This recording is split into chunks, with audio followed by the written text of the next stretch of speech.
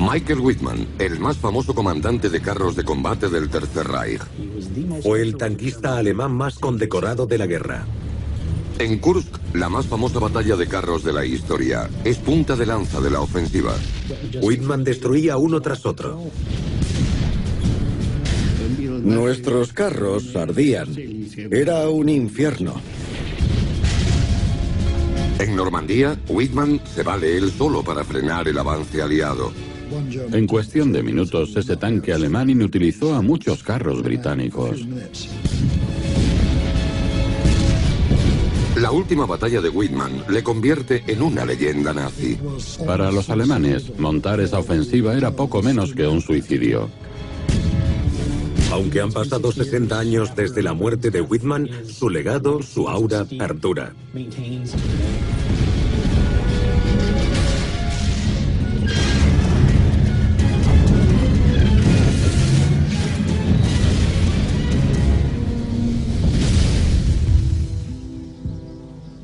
Cementerio militar alemán Lacan, Normandía, Francia. 21.000 tumbas homenajean la caída del ejército alemán en Normandía y la del infame Tercer Reich de Adolf Hitler. Y entre las hileras de tumbas sin adornos, la de un hombre que siempre tiene flores frescas. Su nombre, Michael Wittmann. Wittmann es considerado el mejor tanquista de la historia. Era el mejor. Mucha gente decía que era tranquilo y agradable, que no era el típico nazi. Los comandantes de tanques no eran condecorados personalmente por Hitler, pero tampoco destacaban por el número de objetivos abatidos como Wittmann. La mentalidad de Wittmann era agresiva, decidida y disciplinada. Condensaba el espíritu de las unidades Panzer en la Segunda Guerra Mundial en una sola persona. Wittmann murió aquí, en los campos de Normandía.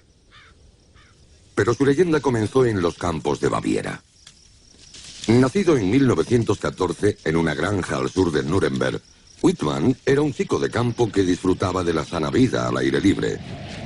A los 19 años, Wittmann hace el servicio militar obligatorio, como la mayoría de jóvenes en la Alemania de Adolf Hitler. En 1937, cuando termina el servicio, Michael Wittmann, con 23 años, se presenta voluntario para la guardia personal de Hitler, el Leibstandarte SS Adolf Hitler. Era una unidad de élite, desfilaban, tenían una férrea disciplina. Eran elegidos minuciosamente. Debían cumplir con ciertos requisitos de complexión y estatura, dar una imagen. Wittmann, además de presentarse voluntario, parece implicado doctrinalmente en la política de la unidad. Juro ante ti, Adolf Hitler, como Führer y canciller del Reich, lealtad y valentía. Juro ante él, obediencia hasta la muerte. Ser de la Guardia de Honor era un atractivo para alguien con apenas 20 años. Con esos uniformes negros, imponente aspecto y ese aura de élite. Michael Wittmann expresa absoluta lealtad a Adolf Hitler y a su política de persecución a los judíos, como también al plan de expansión y conquista del Tercer Reich. Pero en septiembre de 1939, Hitler invade Polonia, desatando la Segunda Guerra Mundial. Para Wittmann y esa generación de jóvenes nazis, los desfiles se acaban y comienza la batalla. Por sus habilidades al volante le asignan un vehículo de reconocimiento. A principios del verano de 1941, los nazis dominan Europa. Pero la obsesión de Adolf Hitler está al este, el Imperio Soviético, grandes territorios por someter y colonizar. 22 de junio de 1941, Hitler invade la Unión Soviética. Código: Operación Barbarroja. 3 millones de soldados alemanes encabezados por 3.600 carros entran de lleno en la Unión Soviética. Los soviéticos se movilizan contra los alemanes. 2.900.000 hombres y 20.000 tanques. A pesar de la superioridad numérica, los soviéticos pronto son doblegados por la rapidez y la agilidad de los panzers alemanes. La unidad de reconocimiento de Michael Wittmann se apresura para llegar a la frontera soviética con parte de la división acorazada Leibstandarte. La división acorazada de Hitler era vital por ser punta de lanza en el avance. La mentalidad del grupo era siempre hacia adelante. Wittmann y la Leibstandarte forman parte ahora de las célebres Waffen-SS.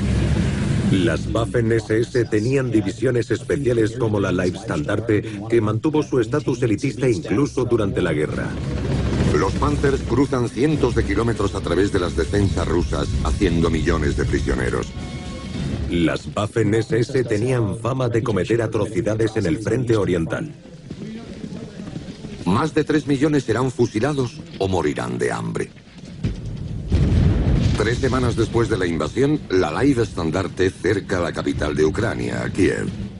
Al frente, la unidad de reconocimiento del sargento Michael Wittmann. 12 de julio de 1941. Los Panzers avanzan por un paraje rocoso y boscoso. Próximos a la ciudad de Jitomir, a 200 kilómetros al suroeste de Kiev, los soviéticos contraatacan.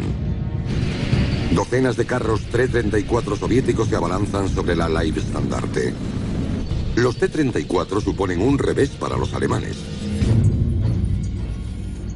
Con un peso de 26 toneladas, los T-34 tienen un casco inclinado para desviar proyectiles. Armado con un potente cañón de 76,2 milímetros, es superior a todo lo conocido por los alemanes.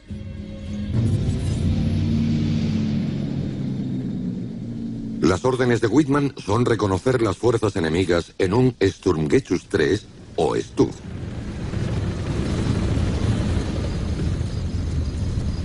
Wittmann dirigió su Sturmgeschütz a terreno elevado para intentar localizar a los soviéticos. Divisó 2 grupos de carros rusos T-34, 6 por el noroeste y otros 12 por el este. Eran 18 T-34 contra el vehículo acorazado de Wittmann. No era rival. Wittmann tenía que actuar deprisa para equilibrar la contienda. Ordenó al conductor que moviera el Sturmgeschütz del terreno elevado. Wittmann tenía órdenes de no entrar en combate con los carros enemigos, ya que los T-34 eran muy superiores a su Sturmgeschütz 3. El Sturmgeschütz está diseñado inicialmente para labores de apoyo a la infantería, no para combatir con otros carros directamente. Fabricado a partir del chasis del Panzer III, el Stug es un modelo anticarro, lo que significa que el conductor tiene que girar todo el vehículo para apuntar su cañón de 75 milímetros.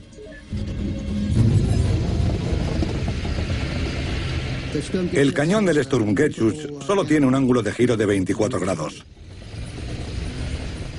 Tienes que encarar al enemigo de frente, no desde el costado.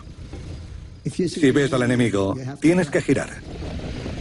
A pesar de ser superado en número y potencia por los tanques rusos, Wittmann desobedece las órdenes y ataca a los T-34. Su personalidad iba de la mano de la ideología Panzer de atacar.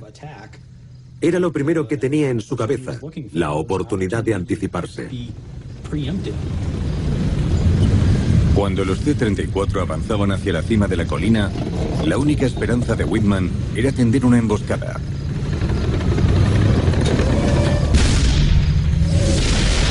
Fue un impacto directo. Un segundo T-34 asomó por la colina. Salió ardiendo. Un tercer T-34 disparó al Sturmgeschütz de Wittmann.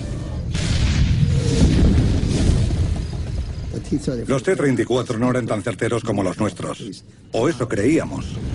Más carros rusos seguían avanzando. Eran demasiados. Wittmann se puso a cubierto. Utilizó el bajo perfil de su carro para ocultarse en un pequeño bosque. Me gustaba el Sturmgeschütz por su baja altura. lo que me daba sensación de seguridad. Pero al enfrentarse a tantos T-34, no había sitio donde esconderse.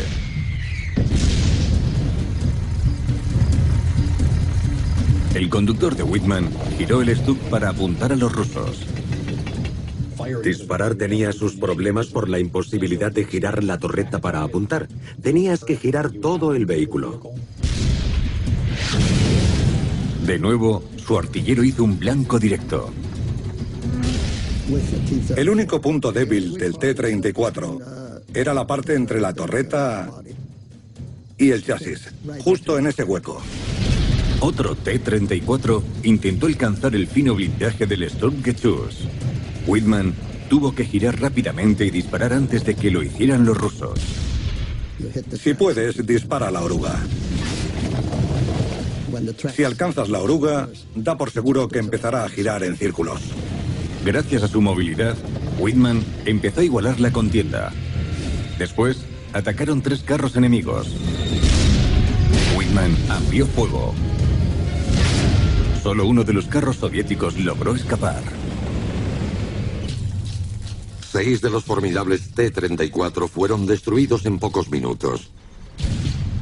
Whitman y sus hombres frenan la ofensiva soviética. Por sus acciones, Whitman es galardonado con la Cruz de Hierro de segunda clase. Impresionados por sus gestas, los superiores de Whitman le devuelven a Alemania para adiestrarlo como oficial de las SS. El ascenso de Whitman es imparable. Otoño de 1942. Bad Tölz, Alemania.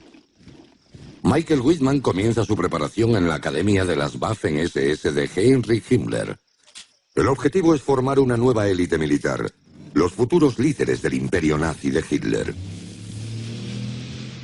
Whitman se gradúa como alférez de las SS y pronto comienza su preparación con el nuevo carro alemán, el Tiger. Es la respuesta de Hitler al T-34 soviético. Se trata del mejor carro de combate del mundo. Con sus 100 milímetros de blindaje frontal, el Tiger es prácticamente impenetrable. Su cañón de 88 milímetros puede alcanzar a un T-34 a más de 2 kilómetros. Los que íbamos en el Tiger estábamos orgullosos. Teníamos el mejor equipo que existía. Era un buen tanque y por primera vez llevábamos a la delantera a los rusos en ese aspecto. En febrero de 1943, Whitman es llamado de nuevo al frente ruso como parte de la nueva unidad Tiger de la Leibstandarte. Pero en verano, el rumbo de la batalla se pone en contra de Alemania. Fuerzas rusas aparecen por el oeste creando un gran saliente que penetra en las líneas germanas cerca de la ciudad rusa de Kursk. Desesperado por recuperar la iniciativa, Adolf Hitler planea una contraofensiva, la Operación Citadel. Será un ataque combinado desde el norte y el sur para cortar el saliente, dejando aislados y atrapados a 500.000 de soldados soviéticos. Para la ofensiva de Citadel, los alemanes tienen dispuestos 780.000 hombres y 2.500 carros. Los soviéticos despliegan casi 2 millones de hombres y más de 5.000 tanques para hacer frente a los alemanes. La Leibstandarte estará en la vanguardia del Frente Sur. Con ellos, Michael Whitman será la punta de lanza, comandando una sección de 5 carros Tiger. La víspera de la batalla, el comandante Whitman lee un mensaje de Adolf Hitler a las tropas. Soldados, hoy desplegaremos una gran ofensiva cuyo resultado será decisivo para el devenir de la guerra. Mis soldados, ahora, al fin, tenéis mejores armas que el enemigo. La madre patria os mira con ardiente confianza. Pensábamos que éramos superiores a los carros rusos. Al menos nos hicieron creer eso, lo que ayudaba a sentirnos confiados. Son los efectos de la propaganda. 5 de julio de 1943. Al atardecer, las unidades Tiger esperan la orden de atacar. La orden llegó a las radios de los carros. Panthers, adelante. Mientras avanzábamos, una lluvia de proyectiles caía sobre nosotros. Los rusos habían preparado líneas y líneas de defensa con T-34 atrincherados. Dado que el T-34 era inferior al Tiger I, necesitaba compensar sus debilidades. Una de las soluciones era atrincherar de antemano los vehículos. El proyectil tendría que atravesar varios metros de tierra para alcanzar al vehículo. Los potentes cañones de 88 milímetros atraviesan las defensas rusas.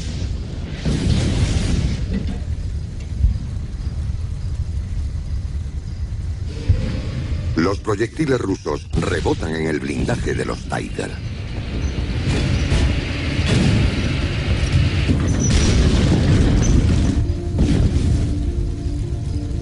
Doblegando una tras una las líneas de defensa rusas, Whitman y los Tigers se aproximan a su objetivo, pero los rusos continúan mandando oleadas de carros ante nuestro avance.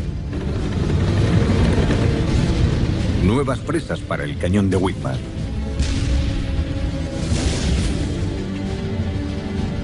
El carro de Whitman continúa avanzando, disparando mientras gira, destruyendo T-34 uno tras otro. Tras inutilizar 8 carros y 12 anticarros, el primer día de batalla es todo un éxito para Whitman y su unidad de élite. Lo llamamos Chusanguispiel o juego en equipo. Cada uno desarrolla su cometido en armonía. El cargador, el artillero, el comandante, el conductor, el operador de radio. Un equipo unido. 12 de julio de 1943. Los alemanes ponen rumbo a la última línea de defensa rusa antes de Kursk. El comandante de Whitman es herido y este recibe la orden de dirigir la unidad Tiger de la Leibstandarte justo cuando la batalla de Kursk llega a su punto álgido. Sin que los alemanes lo sepan, los rusos organizan una última contraofensiva a la desesperada. Los alemanes estaban a punto de entrar en campo abierto y los soviéticos empezaban a tener miedo. Iban a jugársela como último recurso. Los rusos envían 500 tanques al oeste para atacar el flanco derecho alemán, pero los carros de las Waffen-SS giran al este. Estas dos potentes fuerzas van a colisionar cerca del pequeño pueblo de Prokhorovka.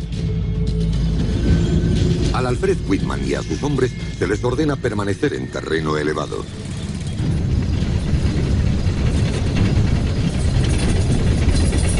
En la distancia, iba creciendo lo que parecía una nube de polvo. De repente, cientos de carros soviéticos aparecieron en la cima de la colina, avanzando hacia Whitman. Estábamos conmocionados. Los soviéticos no estaban a la defensiva, estaban atacando. A 1600 metros de Whitman, más de 100 carros soviéticos marchan hacia él, sobre el ondulante terreno de la estepa. Había alguna colina, pero casi todo era campo abierto. Apuntando bien, un Tiger podía combatir a gran distancia. Un buen disparo de un Tiger puede destrozar un T-34 a una distancia de 2 kilómetros. Los carros rusos tienen que acercarse mucho más para que sus cañones tengan algún efecto sobre los Tiger. Imagina una gran línea de nuestros tanques y en el otro lado los T-34. Los T-34 se dirigían hacia nosotros intentando cerrar el hueco entre ambos. Los teníamos en el punto de mira, ahora a solo 800 metros. Los Tiger abrieron fuego.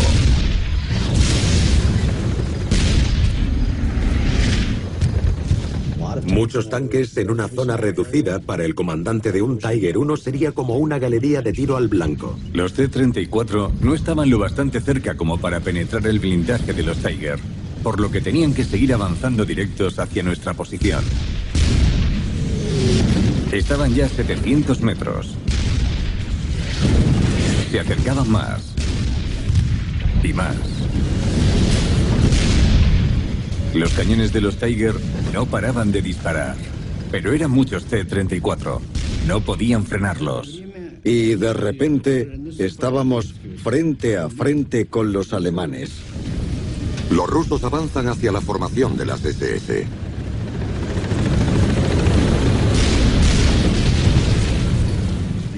Eran dos fuerzas tremendas en colisión. De cerca, los carros alemanes son vulnerables. Los Tiger de Whitman entran en acción. Los artilleros de Whitman disparan en movimiento una y otra vez. Una de las razones del éxito de Whitman como comandante de un Tiger fue su habilidad para disparar en movimiento.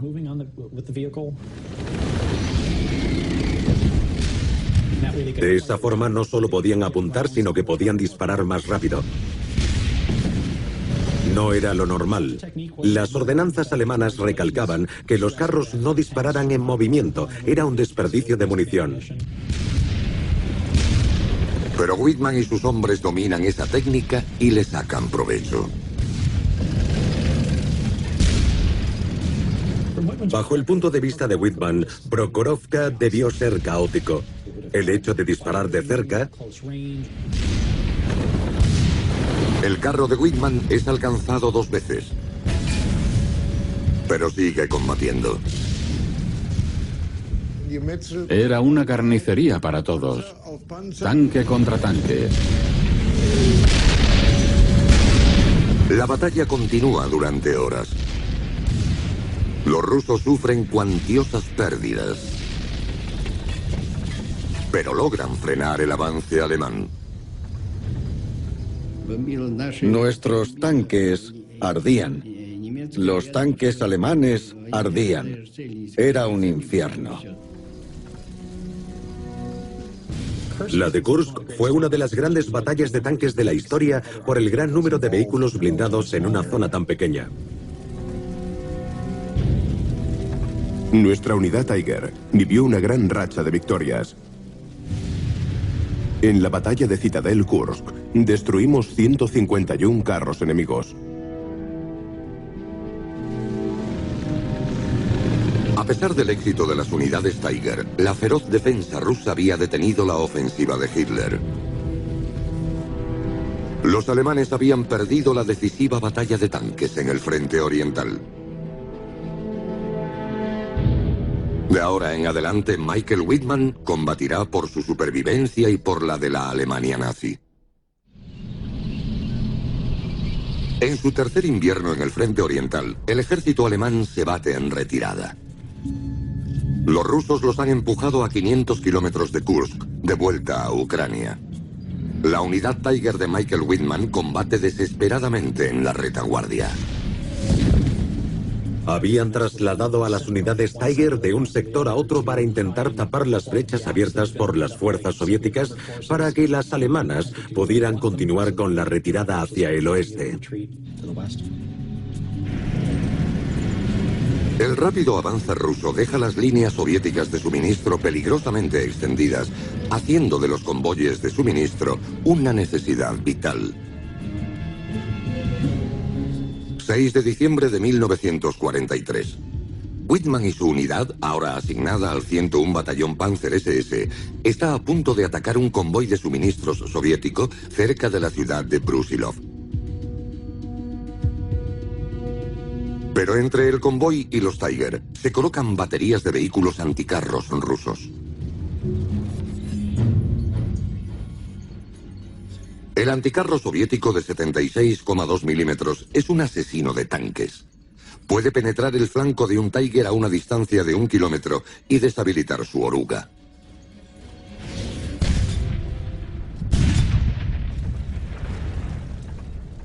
Para destruir las baterías anticarros, la táctica de Whitman es muy arriesgada. Utilizar su propio vehículo y a sí mismo como cebo. Whitman se situó en un punto elevado. Estaba provocando a los rusos para que le dispararan.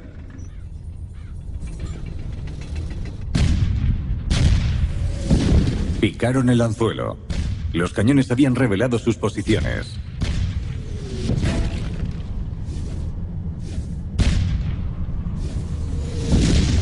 Bajo fuego intenso, Whitman se retira rápidamente.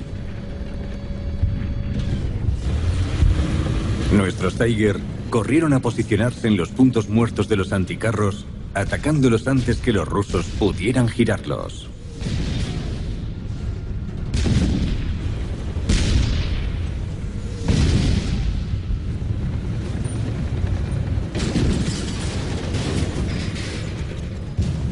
La táctica de Whitman ha funcionado. Las baterías anticarros son chatarra humeante.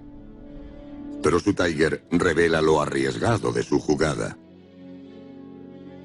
Contamos un total de 28 impactos en el Tiger. Algunos pequeños, pero otros tan grandes que podías meter el puño. Eliminados los anticarros, Whitman avanza hacia la vía de abastecimiento. Se pone a cubierto para observar el camino y detecta un convoy. Aunque superado en número, Whitman decide atacar por su cuenta. Whitman se decidió por la solución menos mala. Cada vez asumía más riesgos por la urgente necesidad de enfrentarse a los objetivos enemigos.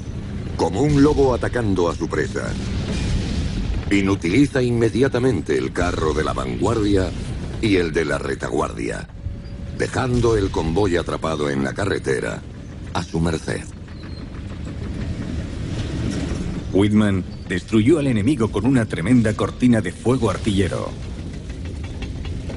Dejó su fiereza plasmada en el camino, convirtiendo largas columnas de vehículos soviéticos en chatarra. Esto hizo que la confusión reinara entre los soviéticos. El audaz ataque de lobo solitario de Whitman funciona a la perfección. El convoy ruso ha sido destruido. En las siguientes semanas sigue causando destrozos, eliminando 61 carros enemigos. El número total de enemigos abatidos llega a 117. Pinta el número en el cañón. El 16 de enero de 1944, Whitman es condecorado con la Cruz de Caballero, el segundo honor militar más alto de la Alemania nazi. Solo unas semanas después, recibe las hojas de roble y es ascendido a teniente. El 2 de febrero de 1944, Whitman es llamado al cuartel general del Frente Oriental del Führer para recibir su nueva condecoración de manos del mismísimo Adolf Hitler. Uno de los motivos por los que Whitman acumuló tantas distinciones fue porque formaba parte de la división Leibstandarte SS de Adolf Hitler y el nombre de Hitler tenía mucho peso.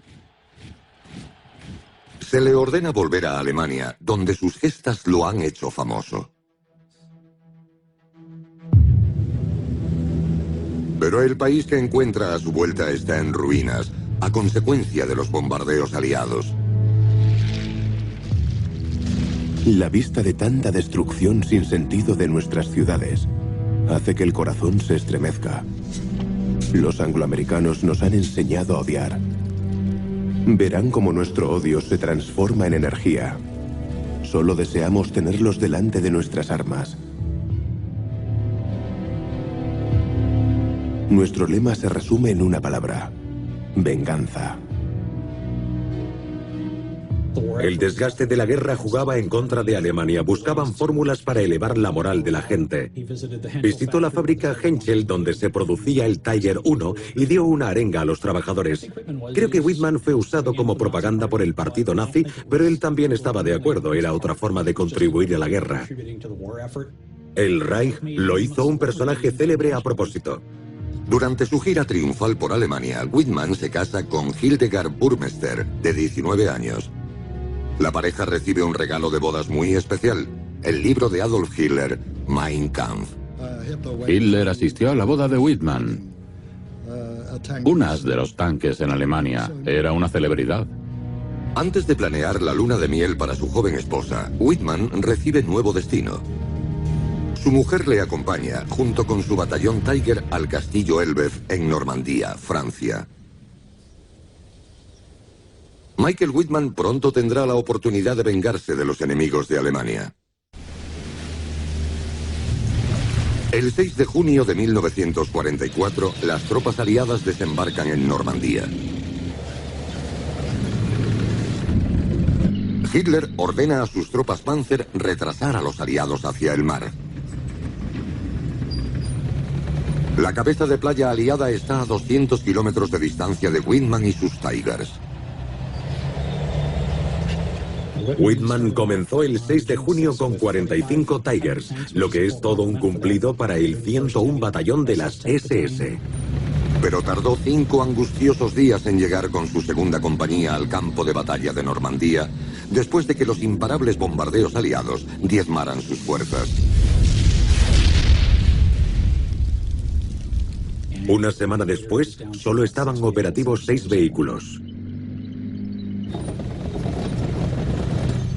Whitman y el 101 batallón Panzer de las SS son ubicados en el frente izquierdo, el más determinante para enfrentarse a los británicos y a los canadienses. Los alemanes concentraron sus divisiones blindadas alrededor del sector británico y canadiense porque si dicho sector caía, dejaría libre la ruta más rápida hacia Alemania. Por eso debían resistir con sus mejores unidades. Los aliados se preparan para romper la cabeza de playa.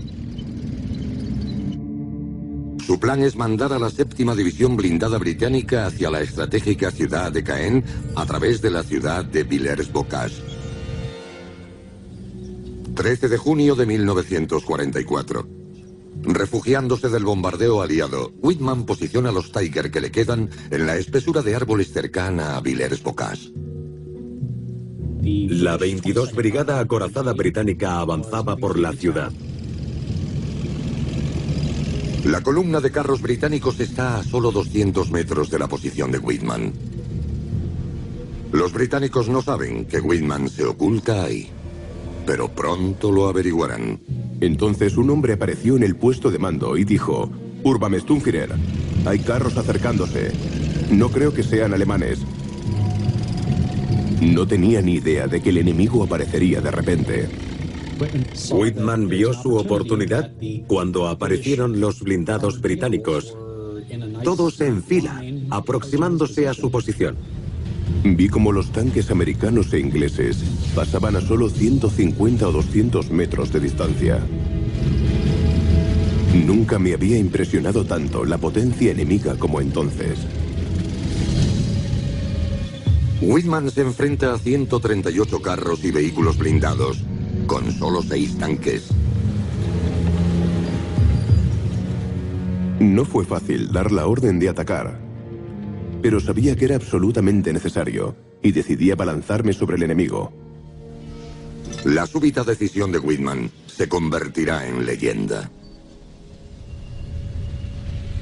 No tenía tiempo de reunir a mi compañía. Preparé un solo tanque. Fui hacia la columna, sorprendiendo a los ingleses tanto como ellos me habían sorprendido a mí.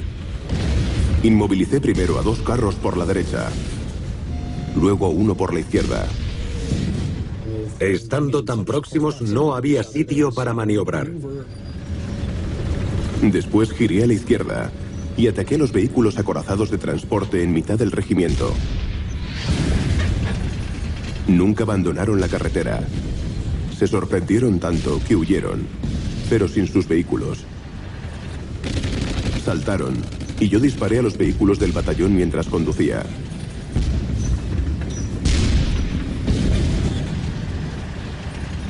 Fui hacia la retaguardia de la columna, destruyendo cada carro que se aproximaba. La confusión se apoderaba del enemigo. Pude destruir carros de combate, así como transportes acorazados. Luego me dirigí hacia la ciudad de Villers-Bocage. La ciudad ya ha sido tomada por soldados británicos.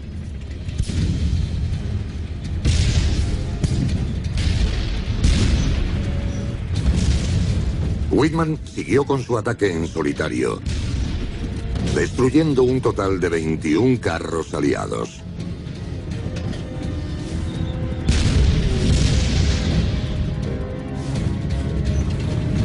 Llegué aproximadamente al centro de la ciudad, donde fui alcanzado por un anticarro. Mi vehículo estaba inutilizado. Seguí disparando y destruí todo lo que estaba a mi alcance.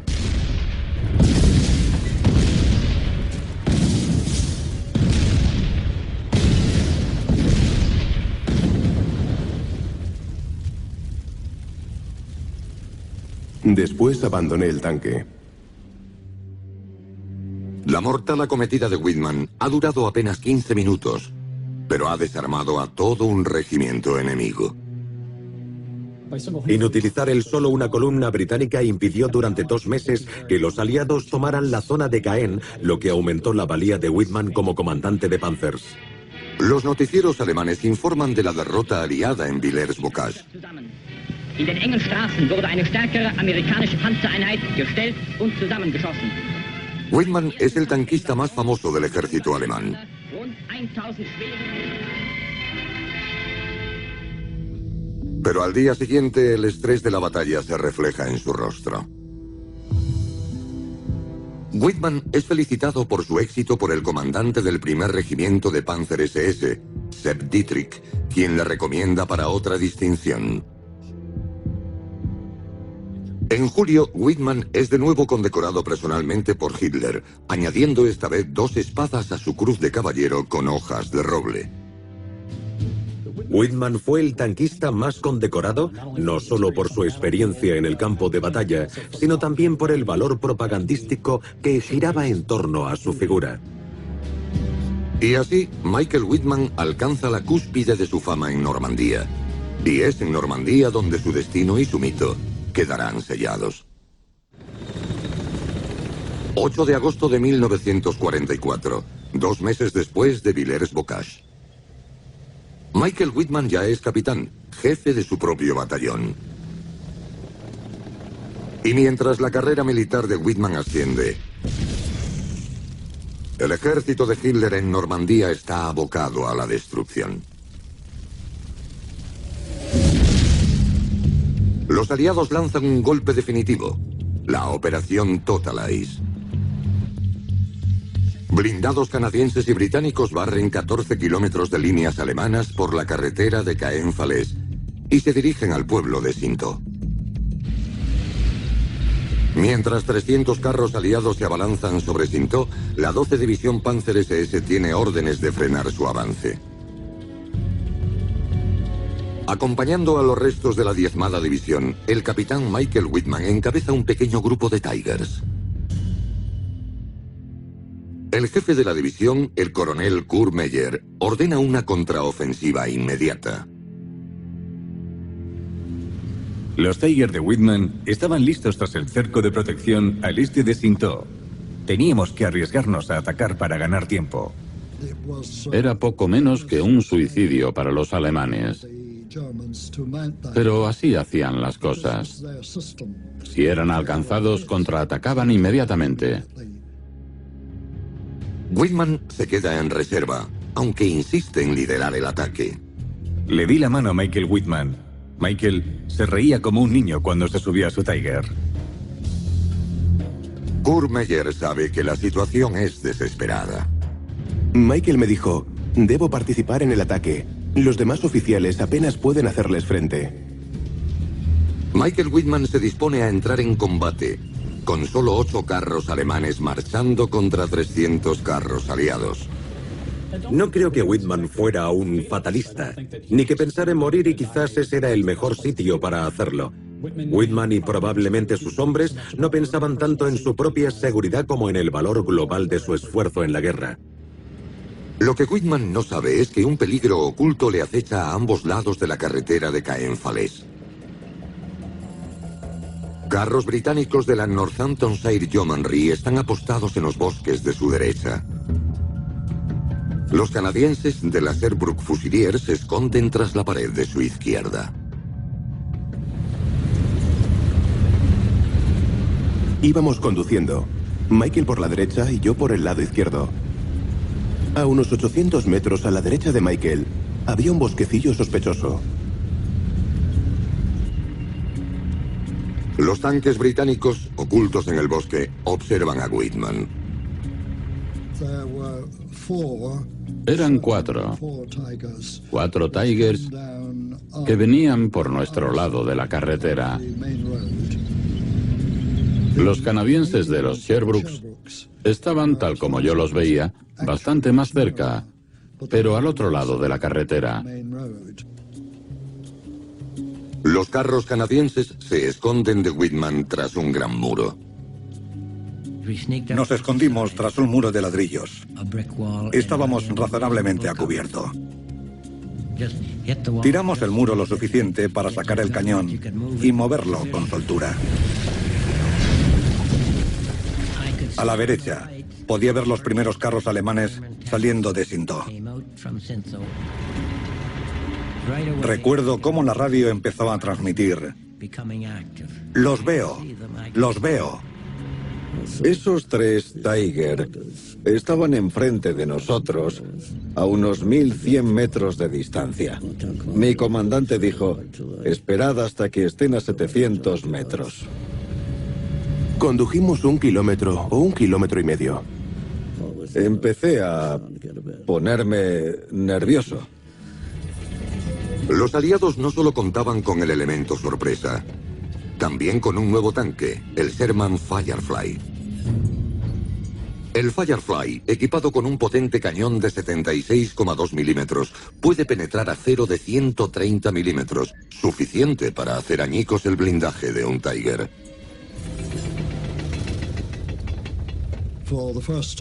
Nos dimos cuenta de que por primera vez contábamos con un carro equivalente al Tiger. Los Tiger de Whitman llegan a la zona de peligro. Vi con mis propios ojos el carro más cercano a la carretera a unos 190 metros. El comandante dijo: "Avance, conductor", y salimos de nuestra cobertura. Mientras lo hacíamos decía: "Apuntad al Tiger de detrás". Disparé. Estábamos bajo fuego intenso. Recibí un mensaje por radio de Michael. ¡Cuidado, cuidado! ¡Atacan por la derecha! Miré al segundo carro y le disparé una vez. El cargador volvió a cargar. Otra vez, dispare cuando esté listo. 3 de los 4 Tiger son destruidos. Solo queda el de Whitman. Los canadienses abren fuego a quemarropa sobre el tanque de Whitman. Creo que iba en el que acerté. Los demás de mi escuadrón también disparaban. El Tiger de Whitman es alcanzado. Cuando estaba a 300 metros del Tiger de Michael, las llamas empezaron a prender el carro. Recuerdo una tremenda explosión y ver cómo la torreta caía al suelo.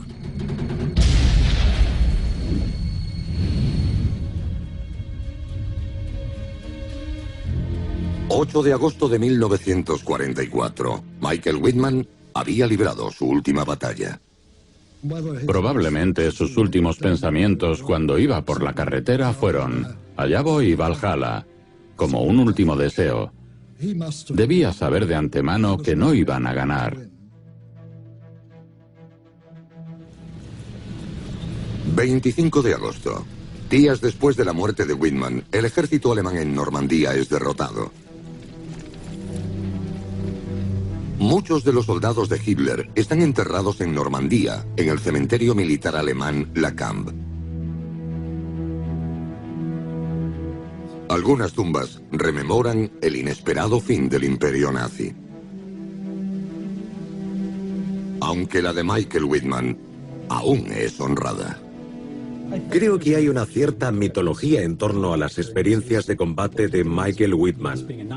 La gente lo mira y dice: sí, eres nazi, pero no es esa la razón por la que admiran sus habilidades en combate. Si hubieran sido las víctimas, habrían tenido una perspectiva diferente. Asumió las tesis de Hitler hasta el punto de subirse a un carro de combate e invadir otros países, uno tras otro, matar hombres, mujeres y niños. Será un héroe para los alemanes, pero no para mí. Aunque han pasado 60 años desde la muerte de Whitman, su legado y su carisma aún perduran. Juro ante Adolf Hitler, como Führer y canciller del Reich. Obediencia hasta la muerte.